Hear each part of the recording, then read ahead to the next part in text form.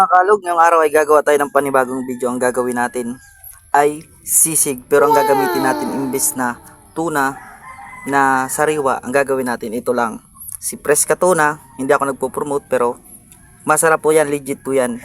Madalas kong ginagamit yan, ginagawa. Ito ang ano niya, flex in oil lang. Yan ang gagamitin natin pang sisig. Tapos gagamit lang tayo ng isang bell pepper at saka sibuyas. Tara, simulan na natin.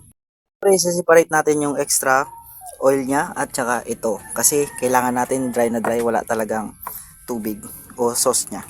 Mga gusto magawa ng sisig, ito po style, pwede margarine, pwede star margarine, depende sa inyo kung anong gusto nyo. Pwede rin mantika kung wala kayong ganto, pwede rin dairy cream, pahala kayo kung anong gusto nyo.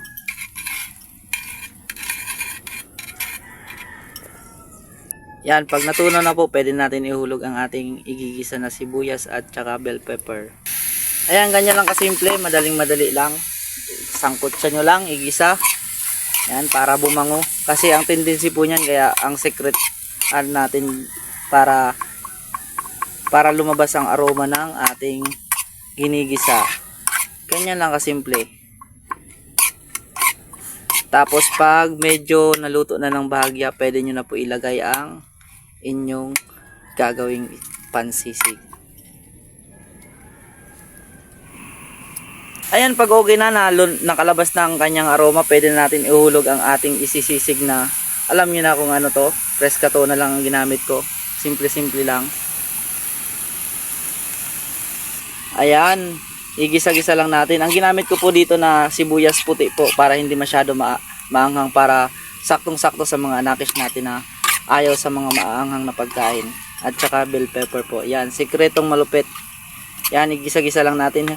Hintayin lang natin na ma-dry para lagyan natin siya ng itlog sa ibabaw. Hindi na po ako nag-add ng timpla kasi may lasa na po yung ating Fresca tuna. Ayan. Depende po sa inyo kung salty po kayo, pwede nyo dagdagan ng inyong timpla. Kami po hindi na po.